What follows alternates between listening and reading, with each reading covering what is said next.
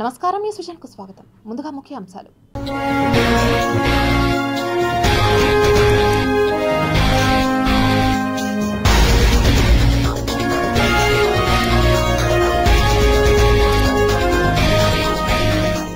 అంతరిక్షంలో యుద్ధం. NASA satellite ను టార్గెట్ చేసిన రష్యా ఉపగ్రహం. 13వ రోజుకు చేరిన మేమంతా సిద్ధం బస్సు యాత్ర. చంద్రబాబు తీరుపై తీవ్ర స్థాయిలో మండిపడ్డ జగన్. ఏప్రిల్ 18న ఆంధ్రప్రదేశ్ ఎన్నికల నోటిఫికేషన్. రాష్ట్ర ఎన్నికల ప్రధాన కార్యదర్శి ముఖేష్ కుమార్ మీనా వెల్లడి. తిరుపతిలో ఊపందుకున్న ప్రచారం. ఎమ్మెల్యే భూమనకు అపూర్వ స్వాగతం పలుకుతున్న మహిళలు. ప్రజలకు తీపి కబురు చెప్పిన భారత వాతావరణ శాఖ. ఈ ఏడాది ముందుగానే రుతుపవనాలు, విస్తారంగా వర్షాలు. వైభవంగా శ్రీ కోదండరాముని రథోత్సవం. కర్పూర నీరాజనాలు అందించిన భక్తులు. Kanipakam EO Venkatesu over action. దేవస్థానంలో అక్రమ నియామకాలు. 3 అధికారులను సస్పెండ్ చేసిన దేవాదాయ శాఖ. ఇక వార్తల్లోని వివరాలు చూద్దాం. ఆంధ్రప్రదేశ్ ముఖ్యమంత్రి వైఎస్ఆర్ కాంగ్రెస్ పార్టీ అధినేత వైఎస్ జగన్మోహన్ రెడ్డి చేపట్టిన మేమంతా సిద్ధం బస్సు యాత్ర దిగ్విజయంగా కొనసాగుతోంది. మండు టెండను సైతం లెక్క చేయకుండా జగన్ ముందుకు కదులుతున్నారు. ఆయన్ను చూసేందుకు జనం పెద్ద ఎత్తున రోడ్లపైకి వస్తూ ఎదురు చూస్తున్నారు. ఇవాళ 13వ రోజు గుంటూరు జిల్లా ధూళిపాల నుంచి మేమంతా సిద్ధం బస్సు యాత్ర ప్రారంభమైంది. రంజాన్తో నిన్న ఒక్కరోజు యాత్రకు బ్రేక్ ఇచ్చారు సీఎం జగన్. 12వ రోజు పల్నాడు జిల్లా శావల్యాపురం మండలం గంటావారిపాలెం నుంచి బయలుదేరిన బస్సు యాత్ర పిడుగురాళ్ల మీదుగా ధూళిపాళ్ల వరకు కొనసాగి ఆ రోజు అక్కడే బస చేశారు సీఎం జగన్. ఇక ఈ రోజు ఉదయం 9 గంటలకు ధూళిపాల నుంచి మొదలైన బస్సు యాత్ర సత్తెనపల్లి, కోరాపాడు, మేడికొండూరు, పేర్లెచెల్ల జంక్షన్, నల్లపాడు మీదుగా హౌసింగ్ బోర్డు దగ్గరకు చేరుకున్నారు. ఆ తర్వాత భోజన విరామం తీసుకున్నారు. అనంతరం చుట్టుగుంట సర్కిల్, వీఐపీ రోడ్డు మీదుగా మధ్యాహ్నం 3:30 గంటలకు ఏటుకూరు బైపాస్కు చేరుకున్నారు సీఎం జగన్. అక్కడ జరిగిన మేమంతా సిద్ధం బహిరంగ సభలో పాల్గొని ప్రసంగించారు.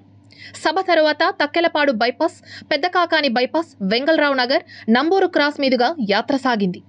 రాత్రి నంబూరు బైపాస్ దగ్గర బస చేశారు ముఖ్యమంత్రి వైఎస్ జగన్. ఈ రాష్ట్ర చరిత్రలో ఏ ఒక్క ప్రభుత్వం కూడా గతంలో చేయనంతగా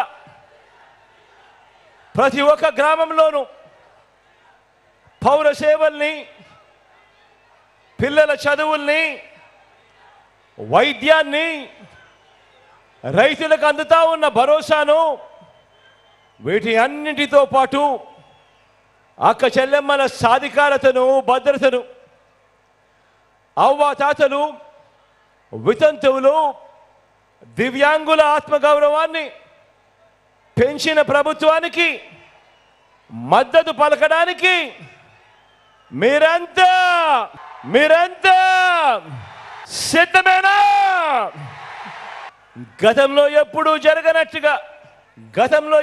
జరగనట్టుగా ఏకంగా 2,70,000 కోట్ల రూపాయలు. మరోసారి చెప్తా ఉన్నాను, ఏకంగా 2,70,000 కోట్ల రూపాయలు. ఒక్క రూపాయి కూడా ఎక్కడ లంచం లేకుండా, ఎక్కడ వివక్షకు తావు లేకుండా నేరుగా బటన్ నొక్కి, మీ బిడ్డ 130 సార్లు బటన్ నొక్కి నా అక్క చెల్లెమ్మల కుటుంబాల చేతికి అందించిన ప్రభుత్వానికి మద్దతుగా, మీ జగన్కు మద్దతుగా 2 బటన్లు ఫ్యాన్ మీద ప్రతి ఒక్కరూ నొక్కడానికి, మరో 100 మందితో చెప్పి నొక్కించడానికి మీరంతా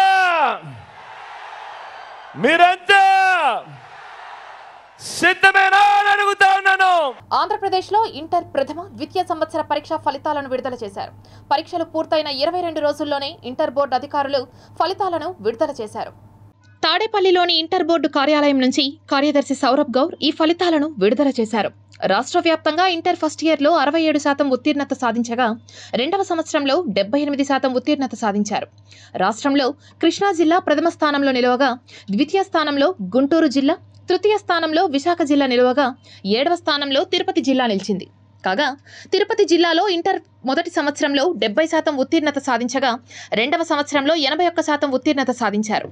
ఇంటర్ ఫస్ట్ ఇయర్కు సంబంధించి 29,915 మంది విద్యార్థులు పరీక్ష రాయగా 20,919 మంది విద్యార్థులు ఉత్తీర్ణత సాధించారు.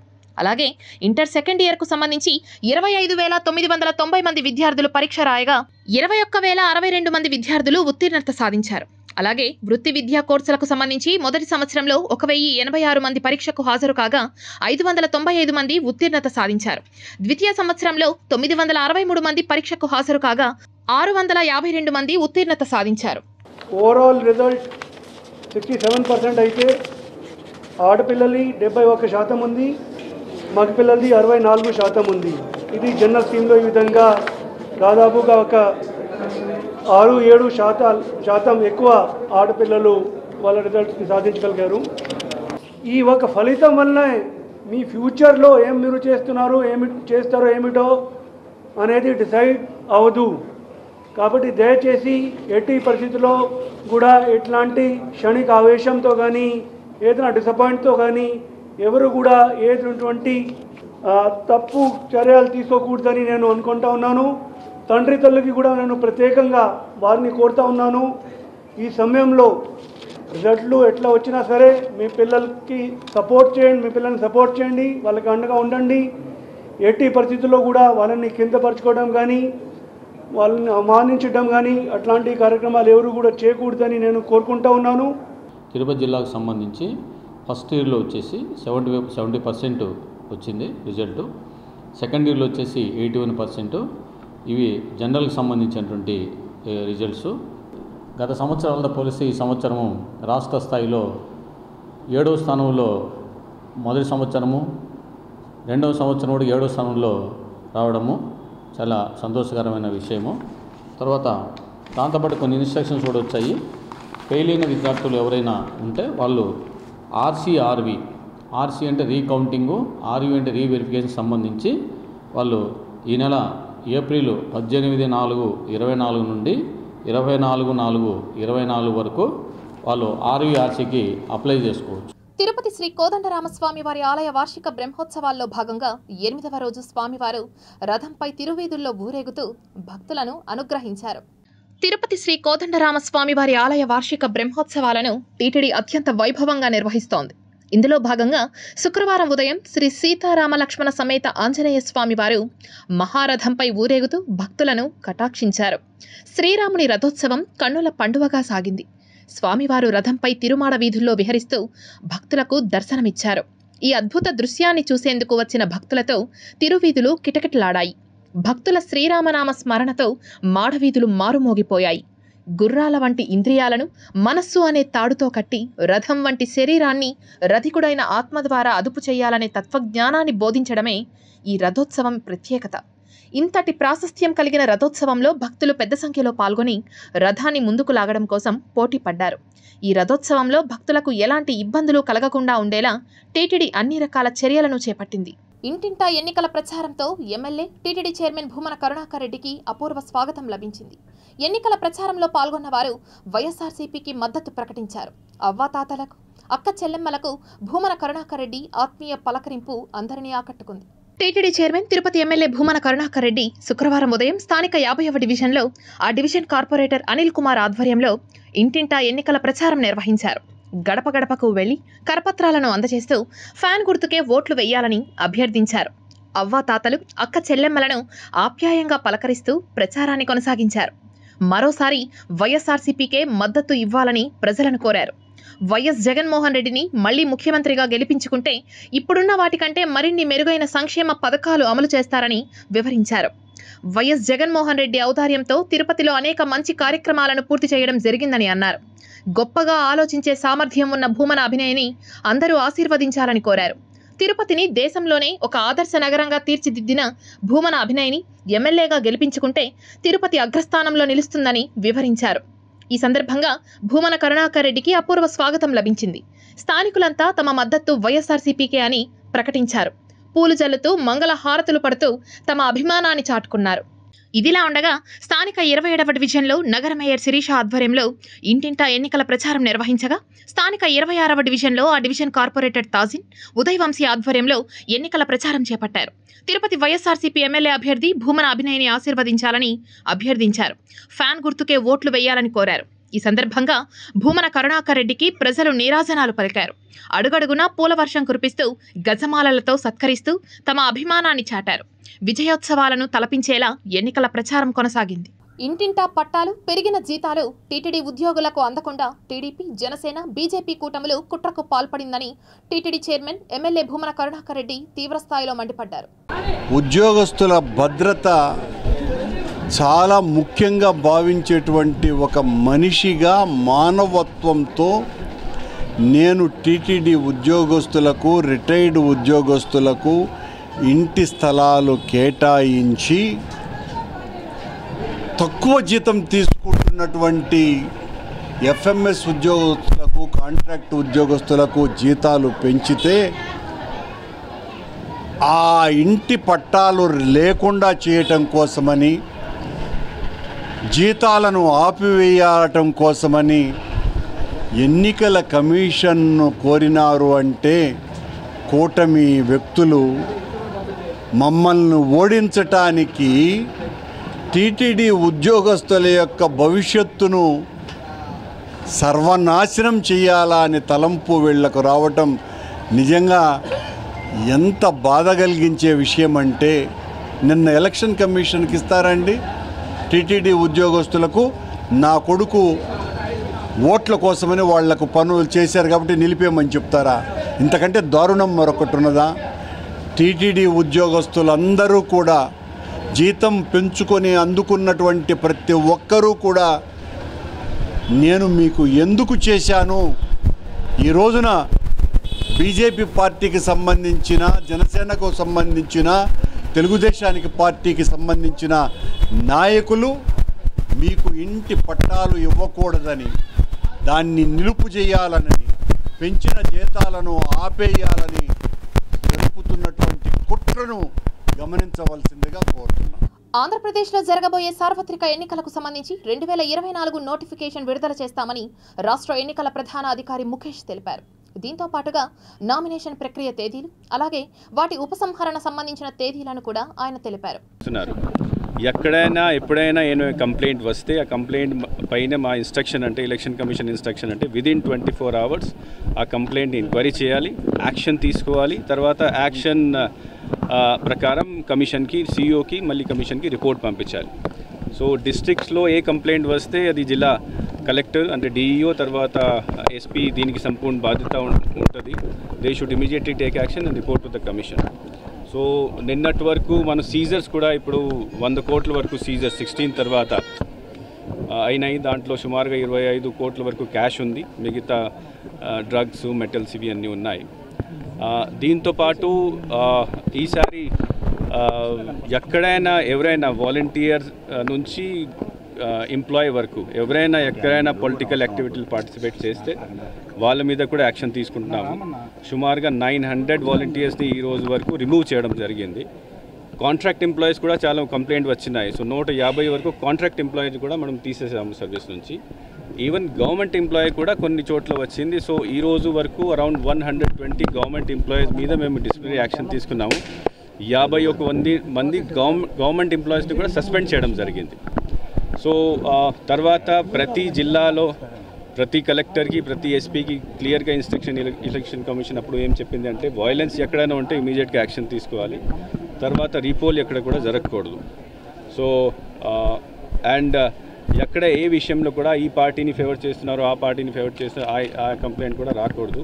సో పూర్తిగా మానిటరింగ్ ఇప్పుడు మనకు 3 ఈసీఐ నుంచి స్పెషల్ అబ్జర్వర్స్ కూడా వచ్చారు, జిల్లాల్లో తిరుగుతున్నారు.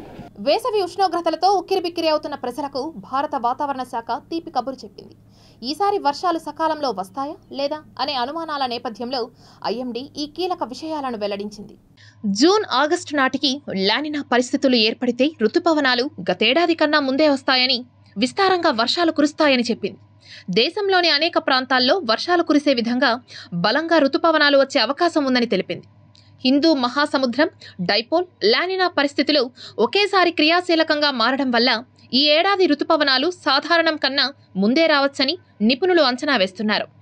ఏకకాలంలో ఈ వాతావరణ దృగ్విషయాలు జరగడం కారణంగా దేశంలోని అనేక ప్రాంతాల్లో అధిక వర్షపాతంతో కూడిన బలమైన రుతుపవనాలు ఏర్పడే అవకాశం ఉంది. మధ్య మరియు తూర్పు పసిఫిక్ మహాసముద్రంలో సముద్ర ఉపరితల ఉష్ణోగ్రతల సగటు కంటే చల్లగా ఉండే లానినా పరిస్థితులు, హిందూ మహాసముద్రంలో సముద్ర ఉపరితల ఉష్ణోగ్రతల హెచ్చుతగ్గులతో కూడిన ఇండియన్ ఓషన్ డైపోల్ అనేది ప్రత్యేకమైన వాతావరణ సంఘటనలు. ఒకదానితో ఒకటి సంబంధం ఉన్న ఈ పరిస్థితులు రుతుపవనాలను గణనీయంగా ప్రభావితం చేస్తాయని అంచనా వేస్తున్నారు. వాతావరణ నమూనాల ప్రకారం హిందూ మహాసముద్రంపై సానుకూలంగా ఐఓడి పరిస్థితులు, పసిఫిక్ మహాసముద్రంలో లానినా ఏర్పాటును సూచిస్తోంది. ఈ పరిస్థితులు జూలై నుంచి సెప్టెంబర్ వరకు గరిష్ట రుతుపవన పరిస్థితులను పెంచవచ్చని సూచిస్తున్నారు. ఈ కాలంలో రుతుపవనాలు అల్పపీడనాలు లేదా అల్పపీడనాల పశ్చిమ వాయువ్య భారతదేశంలో ఉత్తర అరేబియా సముద్రం వైపు విస్తరించిన స్థిరమైన మార్గాన్ని అనుసరిస్తాయని భావిస్తున్నారు. ఈ ప్రాంతంలో వర్షపాతం పెరుగుదలను ఇది సూచిస్తోంది. ఐఓడి, లానినా పరిస్థితులు భారతదేశ తీర ప్రాంతానికి సమీపంలో సముద్ర ప్రతిచర్యను ప్రేరేపిస్తాయి. ఇది పెద్ద ఎత్తున పైకి కదలికను ప్రేరేపిస్తుంది. ఇది ప్రబలంగా ఉన్న రుతుపవన వ్యవస్థకు మద్దతునిస్తుంది. దీంతో సీజన్ అంతటా వర్షపాతాన్ని ప్రోత్సహిస్తోంది. ఆరోగ్యానికి మించిన సంపద మరొకటి లేదని, ప్రస్తుత వాతావరణ పరిస్థితుల దృష్ట్యా ప్రతి ఒక్కరూ ఆరోగ్యంపై దృష్టి సారించాలని స్విమ్స్ వైద్యులు కోరారు. ప్రపంచ ఆరోగ్య దినోత్సవాన్ని పురస్కరించుకొని తిరుపతి స్విమ్స్ ఆసుపత్రిలోని శ్రీ పద్మావతి ఆడిటోరియంలో ఆరోగ్యం పట్ల తీసుకోవాల్సిన జాగ్రత్తలపై అవగాహన కార్యక్రమాన్ని నిర్వహించారు. ఈ కార్యక్రమానికి ముఖ్య అతిథులుగా SVIMS medical superintendent doctor Ram, doctor Bhargav, doctor Srihari Rao విచ్చేసి ప్రసంగించారు. కాకపోతే మెయిన్గా ఈ మధుమేహ వ్యాధిలో ఆ పేరులోనే డయాబెటీస్ అంటే టు పాస్ త్రూ అంటారు. అంటే మనలో ఉన్నటువంటి ఎనర్జీ అంతా యూరిన్ ద్వారా బయటకు వచ్చేస్తుంది. దాన్ని రావడం వలన మనలో చాలా డెఫిషియన్సీస్ ఏర్పడతాయి. ముఖ్యంగా వైటమిన్ డెఫిషియన్సీస్, న్యూట్రిషనల్ డెఫిషియన్సీ ఏర్పడతాయి అన్నమాట. ఇట్లా ఏర్పడడం వలన మన రక్తనాళాలను కానీ నరాలను కానీ దెబ్బతీస్తాయి. ముఖ్యంగా రక్తనాళాలను, నరాలను దెబ్బతీస్తుంది. ఇది ఈ దెబ్బతీయడం వలన మన దేహంలో ఉంటే ఒక్కొక్క ఆర్గాన్ డ్యామేజ్ అవుతూ పోతుందన్నమాట. ఒక రకంగా ఇది చెప్పాలంటే దీన్ని సైలెంట్ కిల్లర్ అంటారు. రక్త సంబంధిత క్యాన్సర్ అన్నమాట. అంటే రక్త కణాలకు సంబంధించింది కానీ లేదు, తెల్ల రక్త కణాలు, ఎర్ర రక్త కణాల్లో రకరకాల క్యాన్సర్లు కూడా ఈ విధంగా బయటపడతాయి. ఓకే, 3 వారాల కంటే ఎక్కువగా ఉండేటువంటి జ్వరాలని కలగజేస్తాయి. ఇవి కాకుండా ఏదన్నా క్యాన్సరు ఏదన్నా ఒక భాగంలో ఒంటిలోని ఏ అవయవంలో అన్నా దాక్కుని ఉంటే కూడా అది జ్వరము రూపంలో బయటపడవచ్చు. కాణిపాకం ఈవో లీలలు ఒక్కొక్కటిగా వెలుగు చూస్తున్న నేపథ్యంలో దేవాదాయ ధర్మాదాయ శాఖ అవాక్కయింది. సత్య ప్రమాణాలకు నిలయమైన శ్రీ కాణిపాక స్వయంభూ వరసిద్ధి వినాయక స్వామివారి ఆలయ కార్యనిర్వహణ అధికారి వెంకటేశు తొలి నుంచి వివాదాస్పద నిర్ణయాలతో దేవస్థానం కీర్తి ప్రతిష్టలకు తలవంపులు తెస్తున్నారు. తాజాగా నోటిఫికేషన్ లేకుండా ఉద్యోగ నియామకాలు చేపట్టడం, రిటైర్మెంట్ అయిన వ్యక్తిని సర్వీసులో కొనసాగిస్తూ జీత భత్యాలు ఇవ్వడం ఇతని అక్రమాలకు పరాకాష్ట. అడిగే నాదుడే లేకపోవడంతో వెంకటేశు లీలలు శృతిమించిపోతున్నాయి. తాజాగా వెంకటేశు అక్రమాలు ఒక్కొక్కటి వెలుగులోకి రావడంతో దేవాదాయ ధర్మాదాయ శాఖ అధికారులు కళ్ళు తెరుచుకున్నారు. దేవస్థానంలో విధులు నిర్వర్తిస్తున్న 3 అధికారులను సస్పెండ్ చేశారు. కాణిపాకం దేవస్థానంలో పదవీ విరమణ చేయాల్సిన ఉద్యోగిని 18 నెలల పాటు విధుల్లో కొనసాగించిన అధికారులపై కొరడా జులిపించారు. సిటీ కేబుల్, మీడియా, ఇతర ప్రసార మాధ్యమాలలో కథనాలు రావడంతో హడావుడిగా ఆ ఉద్యోగిని 8 లక్షల రూపాయలు చెల్లించాలంటూ ఈవో వెంకటేశు బరితెగించి ఆ ఉద్యోగిని చిత్రహింసలకు గురిచేస్తున్నారు. దేవస్థానంలో విషయాలు దేవాదాయ శాఖ కమిషనర్ దృష్టికి పోవడంతో ఆ ఉద్యోగిపై అధికారులు వేధింపులకు దిగుతున్నారు. నగదు చెల్లించకపోతే ఇంక్రిమెంట్లు, ప్రభుత్వం నుంచి రావాల్సిన రాయితీలు పూర్తిగా నిలిపివేస్తామంటూ కాణిపాకం ఆలయంలో విధులు నిర్వర్తిస్తున్న ఉద్యోగులను అధికారులు బెదిరిస్తున్నారు. ఈ నెల 18న సార్వత్రిక ఎన్నికల నోటిఫికేషన్ విడుదల చేస్తామని చిత్తూరు జిల్లా ఎన్నికల అధికారి కలెక్టర్ షణ్మోహన్ తెలిపారు. శుక్రవారం ఉదయం జిల్లా కలెక్టర్ కార్యాలయంలో మీడియా ప్రతినిధులతో సగిలి షణ్మోహన్ మాట్లాడారు. ప్రజాస్వామ్యంలో ఓటు హక్కు ఉన్న ప్రతి ఒక్కరూ పోలింగ్ కేంద్రాలకు వచ్చి ఓటు వేయాలని జిల్లా ఎన్నికల అధికారి షణ్మోహన్ కోరారు. సార్వత్రిక ఎన్నికల నిర్వహణకు అవసరమైన ఏర్పాట్లు పూర్తి చేసినట్లు తెలిపారు. ఎన్నికల నిర్వహణకు సహకరిస్తున్న అన్ని వర్గాలకు జిల్లా కలెక్టర్ కృతజ్ఞతలు తెలిపారు. ఎన్నికల నియమావళి అమలుకు ప్రతి ఒక్కరూ సహకరించాలని అన్నారు. డోర్ టు డోర్ ప్రచారానికి తప్పనిసరిగా పోలీసుల నుంచి అనుమతి తీసుకోవాలని కోరారు. ఈ మీడియా సమావేశంలో జాయింట్ కలెక్టర్ శ్రీనివాసులు, జిల్లా రెవెన్యూ అధికారి, చిత్తూరు మున్సిపల్ కార్పొరేషన్ కమిషనర్ అరుణ తదితరులు పాల్గొన్నారు. 20వ తేదీ నోటిఫికేషన్ స్వీకరించిన తర్వాత 29 లోపు మనం స్క్రూటనైజ్ చేసి ఫైనల్ లిస్ట్ ఆఫ్ క్యాండిడేట్స్ని ఫైనలైజ్ చేయడం జరుగుతుంది. సో ఈ ప్రక్రియ జరిగే టైంలోనే మనకి అత్యంత ముఖ్యమైన పోస్టల్ బ్యాలెట్కి సంబంధించి ఎంప్లాయీస్ ఆల్మోస్ట్ ఒక 10-11 వేల చిల్లర ఎంప్లాయీస్, తర్వాత ఒక 23 వేల చిల్లర పీడబ్ల్యూడి అంటే ఫిజికల్లీ అంటే పర్సన్స్ విత్ డిజబిలిటీస్, దెన్ ఒక 6,500 చిల్లర 85+ అంటే 85 ఏళ్ళు ప్లస్ దాటిన వారికి ఇంటికి వెళ్ళి పోస్టల్ బ్యాలెట్ స్వీకరించే సదుపాయం ఉన్నందున లాస్ట్ టైం మీటింగ్లో మనం చెప్పినట్లు సో 20 నుంచి 23 తేదీల మధ్యలో నేను మళ్ళీ I give a press note also. ఆ తేదీల మధ్య ప్రతి ఇంటికి వెళ్ళి బూత్ లెవెల్ ఆఫీసర్స్ వాళ్ళకి ఇవ్వాల్సిన ఫామ్ 12D అనే ఒక ఫామ్ ఇచ్చి వాళ్ళ దగ్గర నుంచి సుముఖత తీసుకోవాలి. అంటే వాళ్ళు ఇంటి దగ్గర ఓటు వేస్తారా లేకపోతే ఆఫీస్ పోలింగ్ స్టేషన్కి వచ్చి ఓటు వేయాలా అనే వాళ్ళ దగ్గర నుంచి చాయిస్ మనం తీసుకోవాలి. భూమన కుటుంబం వెన్నంటే తామంతా ఉంటామని తిరుమల వైసీపీ నాయకులు ఉద్ఘాటించారు. తిరుపతి ప్రెస్ క్లబ్ లో ఏర్పాటు చేసిన విలేకరుల సమావేశంలో తిరుమల వైసీపీ నాయకులు మాట్లాడుతూ గత కొద్ది సంవత్సరాలుగా తిరుమల వాసులను ఏ రాజకీయ పార్టీ గాని పట్టించుకున్న పాపాన పోలేదని, అలాంటిది అధికారంలో ఉన్న వైకాపా ప్రభుత్వంలోని స్థానిక ఎమ్మెల్యే భూమన కరుణాకర్ రెడ్డి తమను అక్కున చేర్చుకుని సమస్యలను పరిష్కరించారని తెలిపారు. తమకు పెద్దపీట వేసి అధిక ప్రాధాన్యత కల్పించిన భూమన కుటుంబం వైపే తాము ఉంటామని వారు స్పష్టం చేశారు. భూమన కరుణాకర్ రెడ్డి గారు, అదేవిధంగా అభినయ్ రెడ్డి గారు గట్టిగా టీటీడీ వారితో మాట్లాడి తిరుమలలో ఒక సచివాలయం ఉంటే తిరుమలలో ఉండేటువంటి నివసించే ప్రతి ఒక్క వ్యక్తికి ప్రభుత్వం నుంచి వచ్చేటువంటి ప్రతి ఒక్క సంక్షేమం అందుతుందనే ఒక ఉద్దేశంతో ఎమ్మెల్యే గారు అయితే ఈ విషయం ఒకసారి అసెంబ్లీలో మాట్లాడి తిరుమలలో ఒక గ్రామమో లేదా ఒక పట్టణమో తెలియనటువంటి పరిస్థితి మాకు, అక్కడ ఏ విధంగా అక్కడ ఉండేటువంటి ప్రజలకు సౌకర్యాలు కల్పించాలో అర్థం కానిటువంటి పరిస్థితి మాకు అని చెప్పి ఆయన 1-2 సార్లు అసెంబ్లీలో మాట్లాడి టీటీడీ వారితో చర్చించి తిరుమలలో ఒక సచివాలయం ఏర్పాటు చేయడం జరిగింది. వాటికి సంబంధించినటువంటి ఓపెనింగ్ ఫొటోస్ని, పేపర్ కటింగ్స్ని కూడా ఇప్పుడు మీకు చూపించడం జరిగింది. 2019 తర్వాత తిరుమలలో ఉండేటువంటి బాలాజీనగర్ వాసులకు కానీ తిరుమలలో ఉండేటువంటి నిర్వాసితులకు కానీ ప్రభుత్వం నుంచి వచ్చేటువంటి ప్రతి పథకము తిరుమల వాసులకు అందించడం జరిగింది. తిరుమల సమస్యలను టీటీడీ దృష్టికి తీసుకుని వచ్చి మా సమస్యలను పరిష్కరించినటువంటి ప్రస్తుత ఎమ్మెల్యే అభ్యర్థి అయినటువంటి భూమన అభినయ్ గారికి తిరుమల నిర్వాసితులు, తిరుమల వాసులు, బాలాజీనగర్ వాసులు అందరి తరపున మా యొక్క ప్రత్యేక ధన్యవాదాలు తెలియజేసుకుంటున్నాము. ఎంటెక్, ఎం ఫార్మసీ, ఫార్మాడీ కోర్సుల ప్రవేశానికి ఈ నెల 20వ తేదీలోపు అపరాధ రుజుము లేకుండా ఆన్లైన్ ద్వారా దరఖాస్తు చేసుకోవచ్చని ఎస్వీయు ప్రొఫెసర్ రమ్యశ్రీ పిలుపునిచ్చారు. తిరుపతి ప్రెస్ క్లబ్ లో ఏర్పాటు చేసిన విలేకరుల సమావేశంలో ఆమె మాట్లాడారు. మొత్తం టోటల్ 13 సబ్జెక్ట్స్ ఉంటాయన్నమాట. Biotechnology, chemical engineering, civil engineering, computer science and information technology, electrical engineering, electronics and communication engineering, mechanical engineering, geo engineering and geo informatics, metallurgy, food technology, nano technology మరియు ఫార్మసీ అండ్ ఇన్స్ట్రుమెంటేషన్ ఇంజనీరింగ్ సబ్జెక్ట్స్లో పరీక్ష నిర్వహిస్తారు.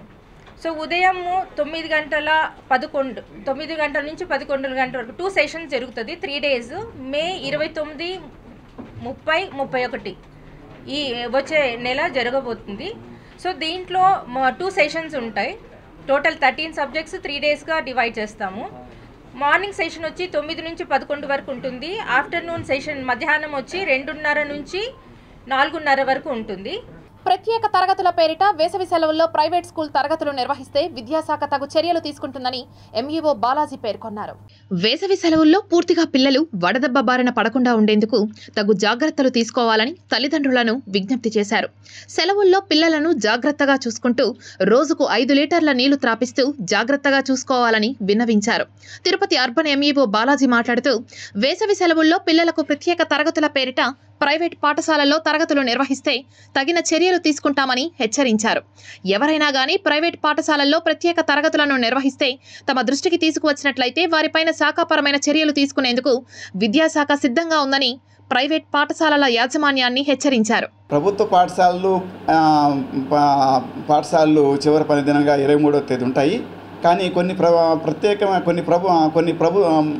Private పాఠశాలలు వేసవి సెలవుల్లో కొన్ని ప్రత్యేక తరగతులు నిర్వహించుకోవడం జరగడం వల్ల విద్యార్థులు సన్స్ట్రోక్ గురై వీళ్ళు అనేక రకాలంటి ఇబ్బందులు పడేయడానికి అవకాశం ఉంది.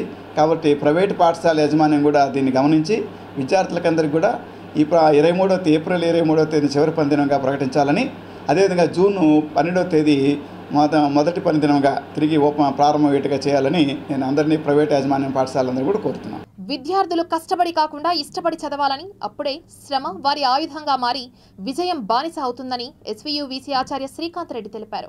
తిరుపతిలోని శ్రీ పద్మావతి మహిళా డిగ్రీ అండ్ పీజీ కళాశాల 72వ వార్షికోత్సవ వేడుకలను ఘనంగా నిర్వహించారు. ఈ కార్యక్రమానికి ముఖ్య అతిథులుగా ఎస్వీయూవీసీ ఆచార్య Srikanth Reddy, TTD DEO Bhaskar Reddy, principal Narayanamma, students council incharge Bhuvaneswari Devi హాజరై ప్రసంగించారు. It's a great honor for all of you to have a individual like this, and she is a model for you all to emulate and try to be that service oriented and tirelessly dedicated to higher education. This is something which I thought of telling about this college. Then this college is 72 years old, but my university is only 70 years old.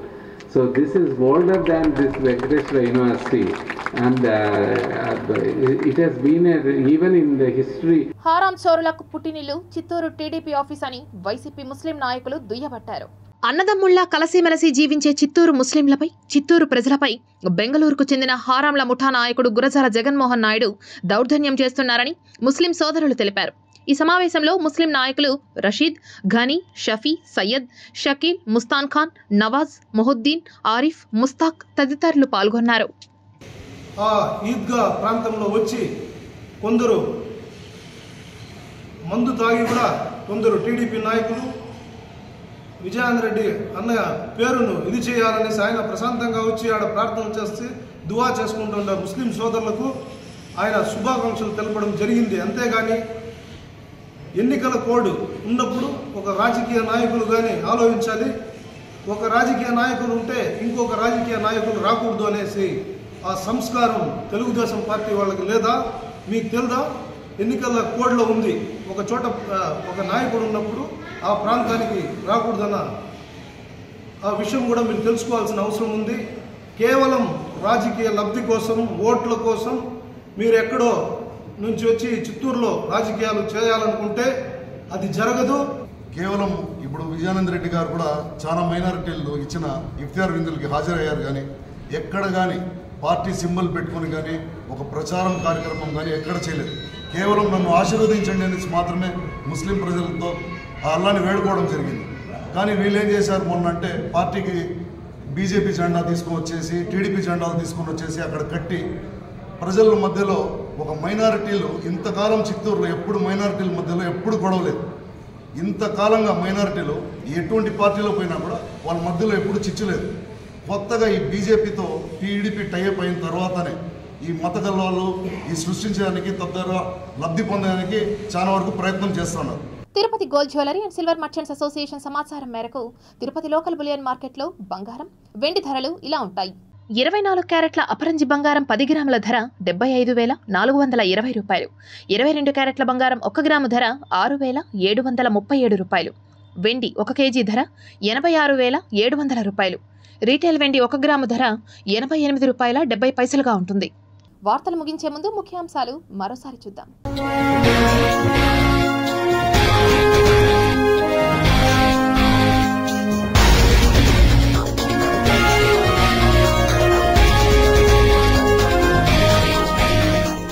అంతరిక్షంలో యుద్ధం, NASA satellite ను target చేసిన Russia ఉపగ్రహం. 13వ రోజుకు చేరిన మేమంతా సిద్ధం bus యాత్ర, చంద్రబాబు తీరుపై తీవ్ర స్థాయిలో మండిపడ్డ జగన్. ఏప్రిల్ 18న ఆంధ్రప్రదేశ్ ఎన్నికల నోటిఫికేషన్, రాష్ట్ర ఎన్నికల ప్రధాన కార్యదర్శి ముఖేష్ కుమార్ మీనా వెల్లడి. తిరుపతిలో ఊపందుకున్న ప్రచారం, ఎమ్మెల్యే భూమనకు అపూర్వ స్వాగతం పలుకుతున్న మహిళలు. ప్రజలకు తీపి కబురు చెప్పిన భారత వాతావరణ శాఖ ఈ ఏడాది ముందుగానే రుతుపవనాలు, విస్తారంగా వర్షాలు. వైభవంగా శ్రీ కోదండరాముని రథోత్సవం, కర్పూర నీరాజనాలు అందించిన భక్తులు. Kanipakam EO Venkatesu over action, దేవస్థానంలో అక్రమ నియామకాలు, 3 అధికారులను సస్పెండ్ చేసిన దేవాదాయ శాఖ. ఈ వార్తలు ఇంతటితో సమాప్తం. సమగ్ర సమాచారంతోని సృజనలో మళ్ళీ కలుద్దాం. అంతవరకు సెలవు. నమస్కారం.